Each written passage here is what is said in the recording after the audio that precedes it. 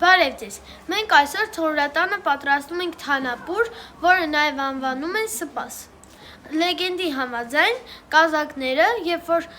ռուսական-թուրքական պատերազմի ժամանակ ցուրտ է եղել, ձմեռ, լեռնային հատվածներում մի հայկական տուն էր եղել և մարդիկ այդտեղ ապրել էին, տանտերը նրանց հյուրընկալեց և տվեց մեկ աման թանապուր, սպաս, որպեսզի նրանք ուտեն և կազակները կերան, նրանք միանգամից ասացին սպաս նամ,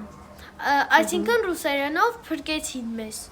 և այդտեղից էլ առաջացավ սպասի անվանումը։ Բացի այդ,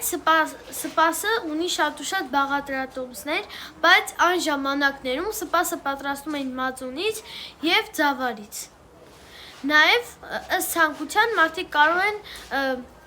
սպասի մեջ ավելացնել համեմ, չորացրած ուրձ կամ նանայի տերևներ։ Սպաս պատրաստելու համար մեզ պետք է մածուն, ալյուր, ձու, թթվասեր, ջուր և կանաչ։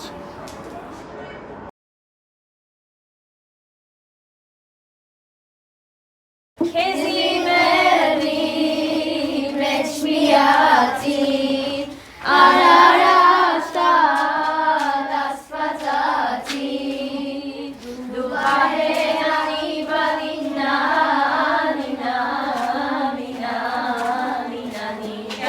նանինա դեսաներով է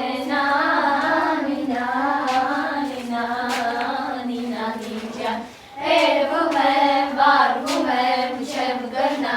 նանինջան, երվում եմ, վարվում եմ, չեմ գնա նանինջան, քեզի մեռի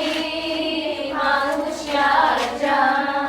քեզի մեռի մանուշյար ջան։ Ես երրորդ դասան որ տարեկան եմ, 7 տարեկանի դպրոց եմ գնացել, 10 տարեկան եմ եղել, ես ծնվել եմ